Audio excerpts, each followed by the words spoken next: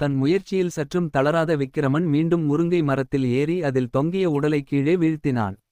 பின்னர் அவன் கீழே இறங்கி அதை தூக்கிக் கொண்டு மயானத்தை நோக்கிச் செல்லுகையில் அதனுள்ளிருந்த வேதாளம் மன்னா. இந்த உலகில் சில சோதிடர்கள் தங்களிடம் வரும் மக்களை பரிகாரம் என்ற பெயரில் பல இன்னல்களுக்கு ஆளாக்குகின்றனர். அப்படி யாரோ ஒரு சோதிடர் தான் உன்னையும் பரிகாரம் என்ற பெயரில் இவ்வாறு அலைய விட்டு இருக்கிறான் என்று தோன்றுகிறது.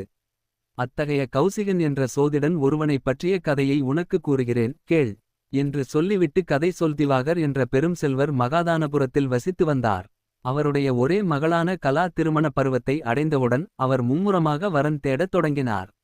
ஆனால் ஏதாவது ஒரு காரணத்தின் பேரில் திருமண பேச்சு வார்த்தைகள் தடைப்பட்டு போயின. தன் மகளின் திருமணம் தள்ளிக்கொண்டே செல்வதைக் கண்டு திவாகர் கவலையில் ஆழ்ந்தார். அவருடைய மனைவி பிரபா தன் சகோதரன் கோபியின் உதவியை நாடினான்.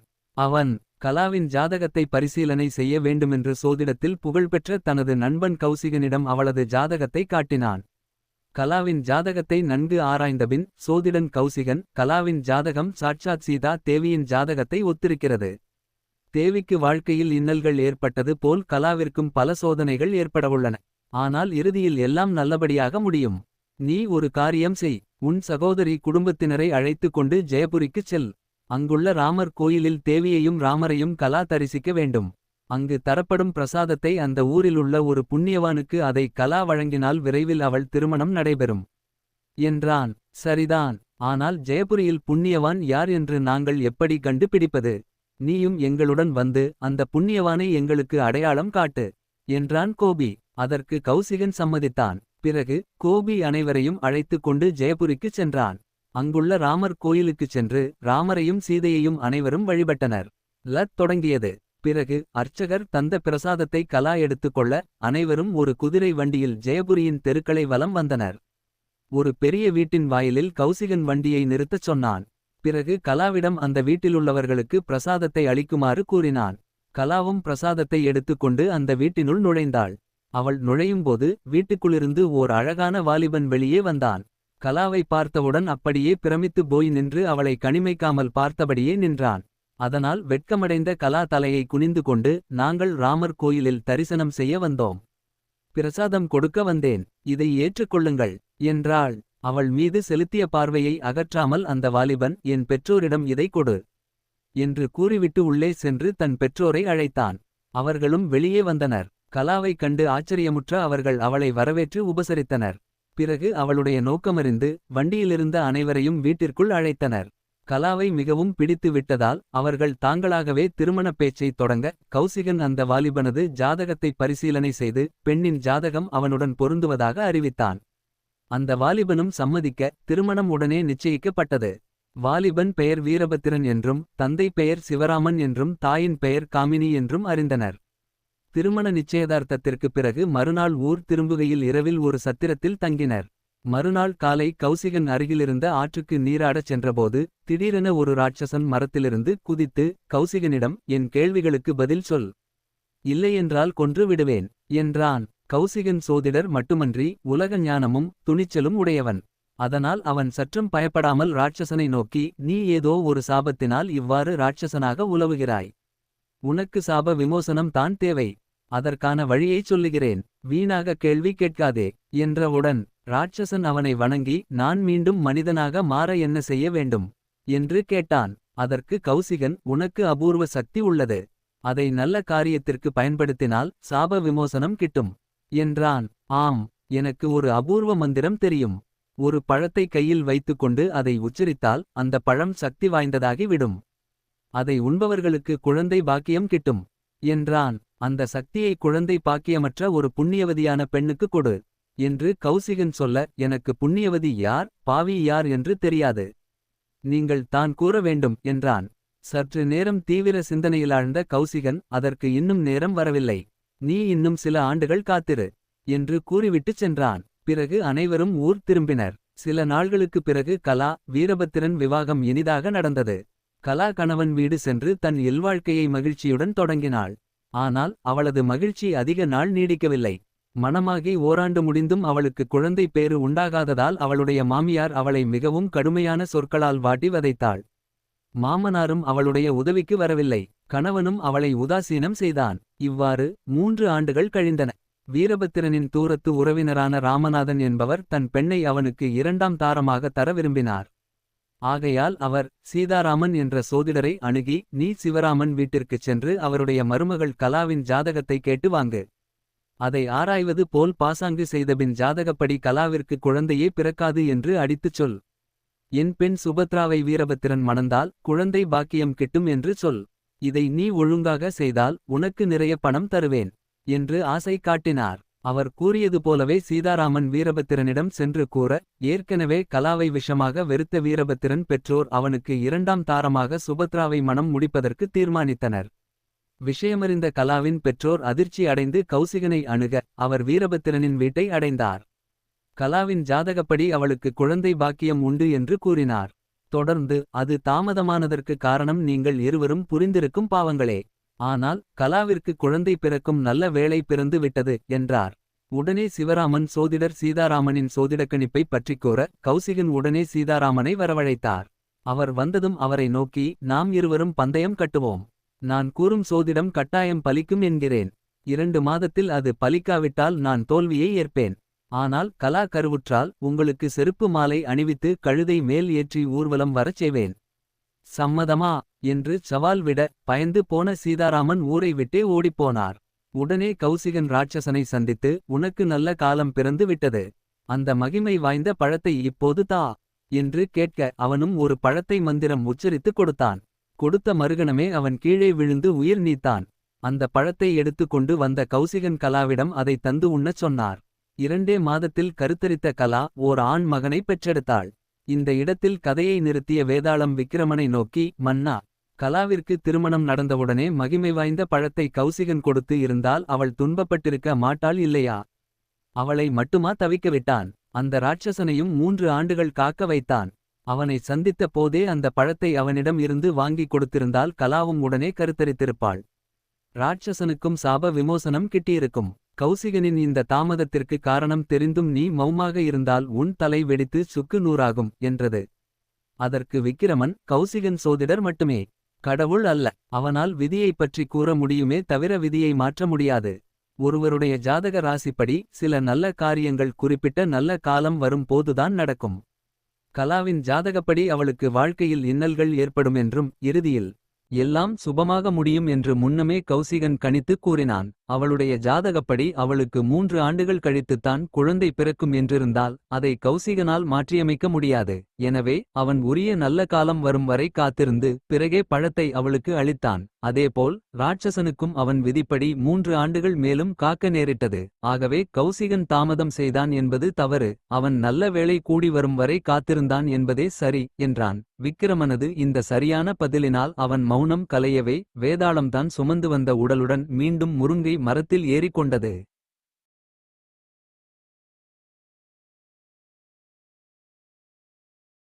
தன் முயற்சியில் சற்றும் மனம் தளராத விக்கிரமன் மீண்டும் மரத்திலேறி அதில் தொங்கிய உடலை கீழே வீழ்த்தினான். பின்னர் அவன் கீழே இறங்கி அதை தூக்கிக் கொண்டு மயானத்தை நோக்கிச் செல்லுகையில் அதனுள்ளிருந்த வேதாளம் விக்கிரமனை நோக்கி, மன்னா, இரவு பகல் பாராமல் இந்த மயானத்தில் நீ இத்தனை கடுமையான முயற்சி செய்வது யாருக்காக? உன்னுடைய ஏதாவது லட்சியம் நிறைவேறுவதற்கா அல்லது வேறு யாருக்காகவோ செய்கிறாயா? கிருபானந்தா என்ற வஞ்சக யோகி ஒருமுறை 3 சிரமப்படச் செய்தான். அவன் கதையை கூறுகிறேன் கேள் என்றது. ஒரு கிராமத்தில் ராமன், பீமன், சோமன் என்று 3 வாலிபர்கள் நண்பர்களாக இருந்தனர். ராமன் கல்வியறிவு உள்ளவன். பீமன் மல்யுத்தத்தில் கெட்டிக்காரன். சோமன் தண்ணீரில் மூழ்கி பல வித்தைகளை செய்யக்கூடியவன். மூவரும் தங்களுடைய பலவித வித்தைகளின் திறமையினால் அந்த கிராமத்து மக்களின் ஆதரவுடன் சொற்ப வருமானம் பெற்று காலம் கழித்தனர்.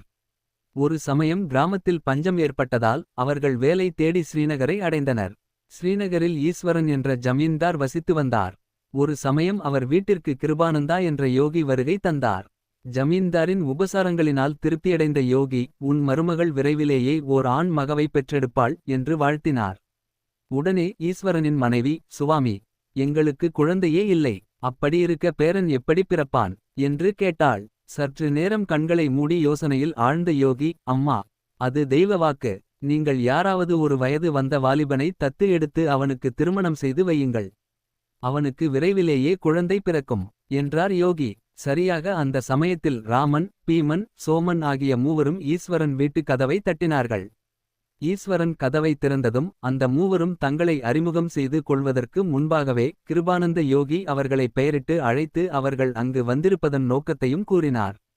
அதை அவர்கள் மூவரும் ஆச்சரியத்துடன் கேட்டுக்கொண்டிருக்க யோகி தொடர்ந்து, இந்த ஜமீன்தாருக்கு குழந்தை பாக்கியம் இல்லை. அவருடைய மனைவி கர்ப்பமாக தசரத மலையில் உள்ள வசிஷ்ட மரத்திலிருந்து பழம் கொண்டு வந்து கொடுங்கள்.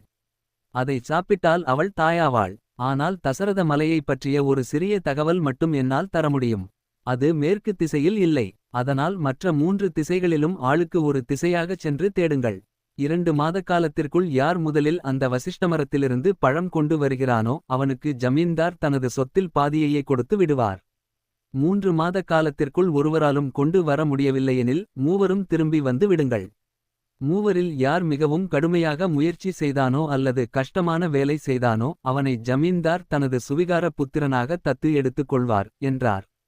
அவர்கள் உடனே யோகியை விழுந்து வணங்கிவிட்டு அங்கிருந்து புறப்பட்டுச் சென்றனர். ராமன் வடக்கு திசையில் சென்றான். போகுமிடமெல்லாம் தசரத மலையைப் பற்றி விசாரித்துக் கொண்டே சென்றான். ஆனால் யாரும் சரியாக பதில் சொல்லவில்லை. வழியில் ஒரு கிராமத்தில் கோவிந்தன் என்ற வியாபாரி தனக்கு அந்த மலையைப் பற்றி தெரியும் என்றான். உடனே ஆவலுடன் ராமன் அவனை விசாரிக்க, அவன், என் வீட்டில் 6 வாரங்கள் எடுபிடி வேலை செய். நீ நன்றாக வேலை செய்பவனாகவும் புத்திசாலியாகவும் இருப்பதாகத் தெரிந்தால் பிறகு நான் அந்த மலையைப் பற்றி விவரம் கூறுவேன் என்றான். உடனே ராமன் வியாபாரியின் வீட்டில் வேலைக்குச் சேர்ந்தான். நன்கு கல்வி கற்றிருந்த அவனை அந்த வியாபாரி வேலைகளில் ஈடுபடுத்தினான். தனது தகுதியையும் செய்யும் வேலையையும் நினைத்து ராமன் தினமும் மனம் வருந்தினான். இருந்தாலும் தசரத மலையைப் பற்றிய விவரத்தை அறிய வேண்டும் என்பதற்காக அனைத்தையும் பொறுத்து கொண்டான். 6 வாரங்கள் வேலை செய்து முடித்தபின் வியாபாரியிடம் தசரத மலையைப் பற்றி ராமன் கேட்டதும், நீ உழைப்பாளி என்பதில் சந்தேகமில்லை. ஆனால் மாடு போல் உழைத்த உன்னை எப்படி புத்திசாலி என்று கூறுவது? அதனால் உனக்கு சொல்ல மாட்டேன் என்றான் வியாபாரி. காலக்கெடுவில் பாதி முடிந்து விட்டதை அலைவதில் பயனில்லை என்று உணர்ந்த அவன் ஸ்ரீநகர் திரும்ப தீர்மானித்தான். மூவரில் 2ஆமவன் ஆன பீமன் தெற்கு திசையை நோக்கிச் சென்றான். விசித்திரபுரி என்ற கிராமத்தில் அவன் தன் மல்யுத்த திறமையை காட்டியபோது அந்த கிராமத்து ஆட்களில் ஒருவனான சூலபாணி, தம்பி, உன்னைப் போன்ற ஓர் ஆள் நான் பல நாள்களாய் தேடிக் கொண்டிருந்தேன். நான் மலை ஏறுவதில் விருப்பம் உள்ளவன். அஞ்சனமலை என்று ஒன்று அருகில் உள்ளது. அதன் மீது ஏறிப்பார்க்க எனக்கு ஆசை. ஆனால் உன்னைப் போன்ற ஓர் ஆள் என்னுடன் வந்தால் தைரியமாகச் செல்வேன். யார் கண்டது, நீ தேடும் தசரத மலை கூட அங்கிருக்கலாம் என்றான். உடனே பீமன் உற்சாகத்துடன் சூலபாணியோடு கிளம்பினான். அந்த மலை பிரதேசத்தில் ஏற்பட்ட பல இடையூறுகளை பீமன் தனது புஜபலத்தினாலும் மல்யுத்த திறமையினாலும் அவனுக்கு ஏற்பட்ட இடையூறுகளையும் வெற்றிகரமாக சமாளித்தான். அதற்குள் 6 வாரங்கள் ஆகிவிடவே பீமன் ஸ்ரீநகருக்கு வந்தான். 3ஆமவன் சோமன் கிழக்கு திசையை நோக்கிச் சென்றான். செல்லும் இடமெங்கும் தசரத மலையைப் பற்றி விசாரித்தும் அவனுக்கு தகவல் ஏதும் கிடைக்கவில்லை. ஒருநாள் முல்லையாற்றங்கரையில் அமைந்திருந்த மல்லிகாபுரி கிராமத்தில் ஆடிப்பெருக்கு விழாவில் கலந்து கொண்ட சோமன் ஆற்றில் குதித்து நீச்சலடித்து பல வித்தைகளை காட்டி அங்கிருந்தவர்களை பிரமிக்க வைத்தான். அங்கு இருந்தவர்களில் மேகநாதன் என்பவன், தம்பி, முல்லையாறு கடலில் கலக்கும் இடத்தில் கடலில் மகரத்தீவு என்று ஒரு மிக அழகான தீவு உள்ளது. அங்கு செல்ல வேண்டும் என்பது என் நீண்ட நாளைய ஆசை. ஆனால் சங்கம பிரதேசத்தில் ஏராளமான முதலைகள் இருப்பதால் யாரும் என்னுடன் வரத்தயாராக இல்லை. நீ வருகிறாயா? ஒரு கால் மகரத்தீவின் அருகிலே நீ தேடும் தசரத மலை இருக்கலாம் என்றான். அது கேட்ட சோமன் உற்சாகத்துடன் மேகநாதனோடு புறப்பட்டான். 2 நாள்கள் முல்லையாற்றில் மேகநாதனுடன் படகில் பயணம் செய்த பிறகு 6 கடலில் சேருமிடம் வந்தது. திடீரென ஏராளமான முதலைகள் அவ்விருவரையும் சூழ்ந்து கொண்டு தாக்க ஆரம்பித்தன. சோமன் அத்தனை முதலைகளையும் படகோட்டும் துடுப்பினால் அடித்து படுகாயப்படுத்தினான். முதலைகள் இடமிருந்து தப்பி இருவரும் மகரத்தீவை அடைந்தனர். அந்த தீவில் வாழ்ந்த பழங்குடியினர் இருவரையும் சிறைப்பிடித்து தங்கள் தலைவன் முன் நிறுத்தினர். பழங்குடியினத்தினரின் தலைவன் அவர்கள் இருவரையும் நோக்கி, மகர தேவி எங்கள் குலதேவதை. அவளுக்கு நாங்கள் நரபலி கொடுப்பது வழக்கம். உங்களைப் போல் பயணிகளைத்தான் நாங்கள் பிடித்து வந்து பலியிடுவோம். இங்கு ஒரு முதலை குளம் உள்ளது. உங்கள் இருவரையும் அதில் வீசி எறிவோம். மகரதேவி முதலையின் உருவில் வந்து உங்களை கடித்து உண்ணுவாள் என்றான். அதைக் கேட்டு இருவருக்கும் இதயமே நின்று விடும் போலிருந்தது. ஆனால் சற்று நேரத்தில் சமாளித்து கொண்ட சோமன், தலைவா, முதலில் என்னை குளத்தில் அனுப்பு. அங்குள்ள முதலைகளிடமிருந்து நான் தப்பிவிட்டால் எங்களை விட்டுவிடு என்றான். அதற்கு தலைவனும் சம்மதித்தான். உடனே சோமன் முதலை குளத்தில் வீசி எறியப்பட்டான். அங்கு பல முதலைகள் அவனை கடித்து தின்ன முயன்றும் சோமன் அவற்றுக்கு மிக சாமர்த்தியமாக போக்கு காட்டி மின்னலென நீந்தி கரைக்கு வந்துவிட்டான். தலைவனும் மகரதேவி அவர்களை பலியாக விரும்பவில்லை என்று நம்பி விட்டுவிட இருவரும் மல்லிகாபுரி திரும்பினர். அங்கிருந்து சோமன் ஸ்ரீநகர் திரும்பினான். ஆக தசரத மலையைக் கண்டு பிடிக்க முடியாமல் மூவரும் ஸ்ரீநகர் திரும்பினர். நடந்ததை எல்லாம் கேட்ட பின்னர் யோகி, முன்னமே நான் சொன்னபடி தசரத மலையைக் கண்டு பிடிக்க மிகக் கடுமையாக முயற்சி செய்தவனை ஜமீன்தார் தத்து எடுத்துக் கொள்வார் என்று சொல்லி இருந்தேன். அதன்படி உங்களில் ராமன்தான் மிகவும் கஷ்டப்பட்டவன். ஆகவே அவனையே தத்து எடுத்துக்கொள்ள ஜமீன்தார் சிபாரிசு செய்கிறேன் என்றார். இந்த இடத்தில் கதையை நிறுத்திய வேதாளம் விக்கிரமனை நோக்கி, மன்னா, தசரத மலையைக் கண்டு பிடிக்க பீமனும் சோமனும் தான் மிக கடினமாக பாடுபட்டார்கள். உயிருக்கே அபாயம் விளைவிக்க கூடிய சாதனைகளை புரிந்தார்கள். அப்படியிருக்க கேவலம் எடுபிடி வேலை செய்த ராமனை போய் எவ்வாறு யோகி தேர்ந்தெடுத்தார்? என் சந்தேகத்திற்கு பதில் தெரிந்தும் நீ மௌனமாக இருந்தால் உன் தலை வெடித்து சுக்கு நூறாகும் என்றது. அதற்கு விக்கிரமன், பீமன் சோமன் இருவரும் உண்மையாகவே பாடுபட்டார்கள் என்றாலும் அவர்கள் செய்தது அவர்களுடைய திறமைக்கு பொருத்தமான செயல்களே. அபாயகரமான சாதனைகளை அவர்கள் உற்சாகத்துடன் செய்தார்கள்.